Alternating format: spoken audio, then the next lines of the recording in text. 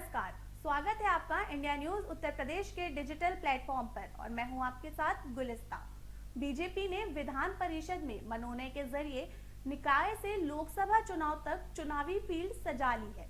एक ब्राह्मण, एक वैश्य, एक मुस्लिम, एक अनुसूचित और 2 पिछड़े वर्ग के प्रतिनिधि मनोनीत किए गए हैं। अलीगढ़ मुस्लिम यूनिवर्सिटी के कुलपति के नाम से सभी को चौंका दिया है। बीजेपी ने नगरीय निकाय और लोकसभा चुनाव से पहले विधान परिषद में 6 सदस्यों के मनोनयन का प्रस्ताव राजभवन भेजकर एक साथ 3 संदेश दिए हैं।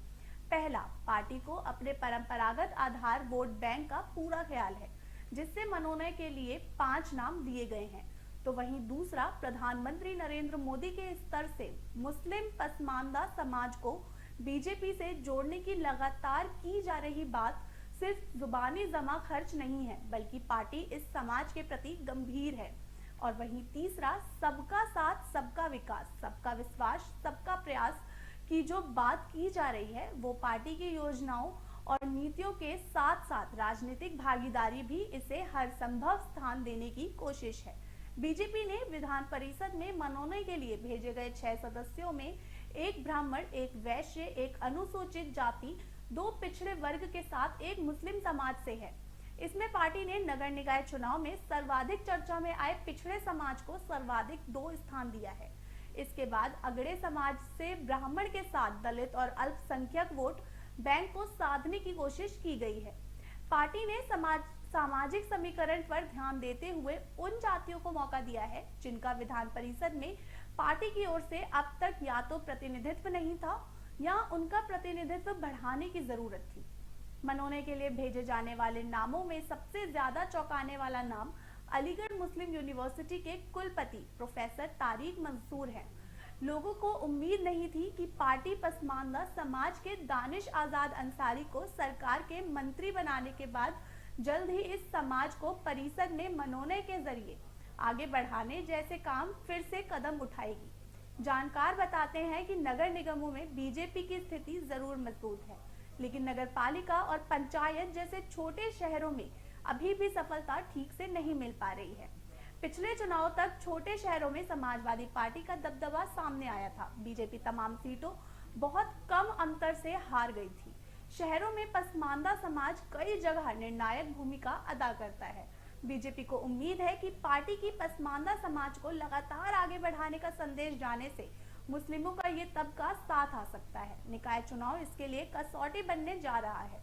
प्रोफेसर तारिक के कुलपति कार्यालय में एएमयू के इतिहास में करीब 64 साल बाद किसी प्रधानमंत्री नरेंद्र मोदी ने संबोधित किया था। इससे पहले वर्ष 2018 में उन्हीं के कार्यकाल में राष्ट्रपति रामनाथ कोविंद को दीक्षांत समारोह के बतौर मुख्य अतिथि आमंत्रित किया गया था। ऐसा माना जाता है कि एएमयू से अक्सर बीजेपी, आरएसएस और मोदी सरकार के खिलाफ उठने वाली आवाज को शांत करने में प्रोफेसर तारिक की बड़ी भूमिका रही है। बीजेपी के प्रदेश टीम में राजभर समाज के एक भी व्यक्ति को जगह नहीं मिली है। पूर्वांचल में कई लोकसभा सीटों पर राजभर समाज निर्णायक भूमिका अदा करता है। वर्ष 2022 के विधानसभा चुनाव में ओम प्रकाश राजभर की सुहेलदेव भारतीय समाज पार्टी ने समाजवादी पार्टी के साथ गठबंधन कर चुनाव लड़ा था। आजमगढ़, मऊ, गाजीपुर जिले के साथ पूर्वांचल की कई सीटों पर बीजेपी को राजभर समाज का वोट नहीं मिलने के कारण नुकसान उठाना पड़ा था। पार्टी ने राजभर के समाज में पकड़ मजबूत बनाने के लिए आजमगढ़ से राम सूरत राजभर को एमएलसी बनाने का दांव चलकर इस समाज को संदेश देने की कोशिश की है। पेशे से वकील राम सूरत का क्षेत्र के राजभर समाज में अच्छी पकड़ है। बीजेपी इससे पहले गोरखपुर क्षेत्र के पूर्व क्षेत्रीय अध्यक्ष धर्मेंद्र सेंथवार को एमएलसी बना चुकी है। ऐसे में मनोनीत कोर्ट से किसी एक या 2 पूर्व क्षेत्रीय अध्यक्ष को एमएलसी बनाया जाना तय माना जा रहा है। इनमें ब्रज के पूर्व क्षेत्रीय अध्यक्ष रजनीकांत महेश्वरी और काशी के पूर्व क्षेत्रीय अध्यक्ष महेश्वर चंद्र श्रीवास्तव का नाम प्रमुख था। पार्टी ने हाल ही में घोषित 45 सदस्यीय प्रदेश टीम में ही किसी वैश्य को जगह नहीं दी है, जबकि वैश्य समाज को बीजेपी का सबसे पुराना परंपरागत वोट बैंक माना जाता है। वैश्य समाज को इसको लेकर नाराजगी भी उठने लगी थी। पार्टी ने रजनीकांत महेश्वरी को एमएलसी मनोनीत कर वैश्य समाज की नाराजगी दूर की है।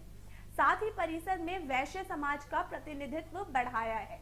पिछले दिनों पूर्वांचल से पूर्व केंद्रीय मंत्री शिव प्रताप शुक्ला को राज्यपाल बनाए जाने के बाद प्रधानमंत्री नरेंद्र मोदी के पूर्व प्रधान सचिव नृपेंद्र मिश्रा के बेटे साकेत मिश्रा को एमएलसी बनाने का दांव चलकर बीजेपी ने अवध में और पूर्वांचल के ब्राह्मण वोट बैंक को संदेश देने की कोशिश की है। साकेत बीते 5-6 साल से बीजेपी की राजनीति में सक्रिय है। साल 2019 में श्रावस्ती से चुनाव लड़ने की चर्चा भी चली थी। साकेत अक्सर अंग्रेजी और बिजनेस न्यूज चैनल पर वित्तीय मामलों में मोदी सरकार की पैरवी भी करते नजर आए हैं। वाराणसी में बीजेपी जिलाध्यक्ष हंसराज विश्वकर्मा को एमएलसी बनाकर पार्टी ने एक तीर से दो निशाने साधे हैं। विश्वकर्मा बढ़ई समाज से आते हैं। पश्चिमी से पूर्वांचल तक ओबीसी में बढ़ई समाज बड़ा वोट बैंक है। इससे एक और जहां पार्टी के कार्यकर्ता को सम्मान देने का संदेश दिया है, तो वहीं एक बड़ी जाति को संतुष्टि भी दी गई है। विश्वकर्मा को मनोने को पीएम मोदी के संसदीय क्षेत्र में संगठनात्मक कार्यक्रमों को सही ढंग से चलाने के इनाम के रूप में भी देखा जा रहा है। विधान परिषद में अब तक 100 में से 92 सदस्य थे। इनमें बीजेपी के 74 सदस्य हैं। 74 में से अनुसूचित जाति के सदस्यों की संख्या दहाई में नहीं है। परिषद में प्रतिनिधित्व बढ़ाने के साथ लोकसभा चुनाव से पहले दलित वोट बैंक को साधने के लिए पार्टी ने लालजी निर्मल को एमएलसी मनोनीत किया है। लालजी धारकार जाति से हैं। बांस के कामकाज से जुड़ी इस जाति का अभी तक विधानसभा या विधान परिषद में कोई प्रतिनिधित्व नहीं है। पढ़े लिखे दलित वर्ग में लगातार सक्रिय रहने वाले लालजी निर्मल ने मनोने से पार्टी को दलित वर्ग के बीच फायदे की उम्मीद है। विधान परिषद में मुस्लिम समाज को प्रतिनिधित्व देने में बीजेपी अब समाजवादी पार्टी से आगे निकल गई है। बीजेपी ने विधानसभा चुनाव में एक भी मुस्लिम प्रत्याशी को टिकट नहीं दिया था, लेकिन विधान परिषद में अब बीजेपी के 4 मुस्लिम सदस्य हो जाएंगे। वक्फ बोर्ड के अध्यक्ष मोहसिन रजा, बुक्कल नवाब, राज्य मंत्री दानिश आजाद अंसारी और प्रोफेसर तारिक मंसूर अब परिषद में बीजेपी की ओर से मुस्लिम समाज की नुमाइंदगी करेंगे। दिलचस्प बात यह है कि मुस्लिम वोट बैंक समाजवादी पार्टी की राजनीति का प्रमुख आधार है, लेकिन परिषद में समाजवादी पार्टी के 9 में से सिर्फ 2 मुस्लिम एमएलसी शाहनवाज खान और मोहम्मद जासमीर अंसारी हैं। फिलहाल के लिए खबर में इतना ही। और भी खबरों के लिए जुड़े रहिए इंडिया न्यूज उत्तर प्रदेश के साथ। धन्यवाद।